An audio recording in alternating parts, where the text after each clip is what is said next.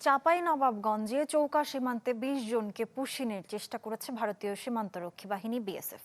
তবে বিজিবির বাধায় তা প্রতিহত হয়। বিষয়টি নিশ্চিত করেছেন 59 বিজিবির অধিনায়ক লেফটেন্যান্ট কর্নেল মোহাম্মদ তাজুল ইসলাম চৌধুরী। জানান, ভোরে ২০ জনকে চৌকা এলাকা দিয়ে পুশিনের চেষ্টা করে বিএসএফ। তাদের মধ্যে ১১ জন নারী, ৫ জন পুরুষ ও ৪ শিশু রয়েছে। কিন্তু বিজিবির কঠোর অবস্থানে তারা বর্তমানে শূন্য রেখা থেকে ১০০ গজ দূরে ভারতীয় সীমান্তে অবস্থান করছে। এই ঘটনায় বিজিবির পক্ষ থেকে পতাকা বৈঠকের আহ্বান করা হয়েছে।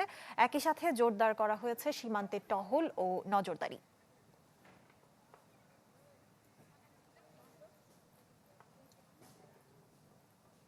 দর্শক, আমরা সীমান্ত পরিস্থিতির আরো খবরাখবর জানবো। লালমনিরহাট থেকে আমাদের সঙ্গে সরাসরি যুক্ত হচ্ছেন সহকর্মী মাহফুজ বকুল।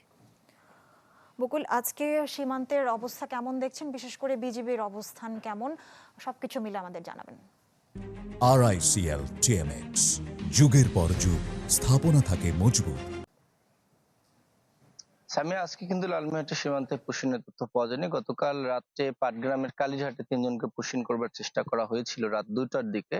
বিএসএফ কিন্তু বরাবরই একটা চেষ্টা করে, যেহেতু পুরো বিএসএফ পুরো সীমান্ত বিএসএফ এর অনেকটা নিয়ন্ত্রণে। কাঁটাতারের বেড়াও তাদের, ফ্ল্যাশ লাইটও তাদের। তারা ইচ্ছা করলে যে কোনো মুহূর্তে কাঁটাতারের বেড়ার মধ্যে যে ছোট ছোট গেট গুলো রয়েছে, পকেট গেট, সেগুলো আসলে খুলে দেয়।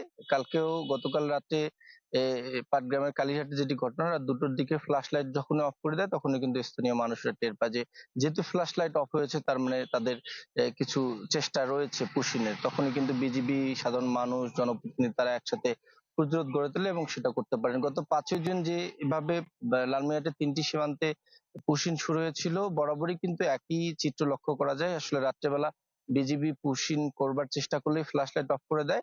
আর এটা কিন্তু অন্যতম একটা চিহ্ন, যার ফলে সাধারণ মানুষ, এলাকাবাসী, সীমান্তবাসী, বিজিবি তারা কিন্তু টের পায়। বিজিবির তো সর্বশেষ যেটি তথ্য তারা বলছেন যে পুরো ৩৪৩ কিলোমিটার যে সীমান্ত রয়েছে লালমনিরহাটে, সেখানে তারা অতিরিক্ত জনবল মোতায়েন করেছে। বিজিবির যে গোয়েন্দা বিভাগ রয়েছে তারা মোতায়েন রয়েছে। সাধারণ মানুষকে তারা কাজে লাগাচ্ছে সোর্স হিসেবে।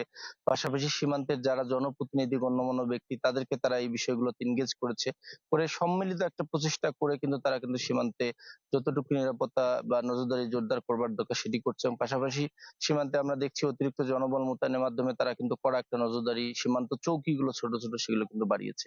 সব মিলিয়ে লালমনিরহাটে আপাতত পরিস্থিতি শান্ত, তবে ধারণা করা হচ্ছে তো খুব সহসাই এই পুশিন খেলা আসলে বিএসএফ এর কমবে না। সামিয়া, এই ছিল লালমনিরহাট থেকে আমার কাছে সবশেষ। মাহফুজ, আপনাকে ধন্যবাদ। দর্শক, আমরা লালমনিরহাট থেকে সীমান্ত পরিস্থিতি সর্বশেষ খবরাখবর জানছিলাম।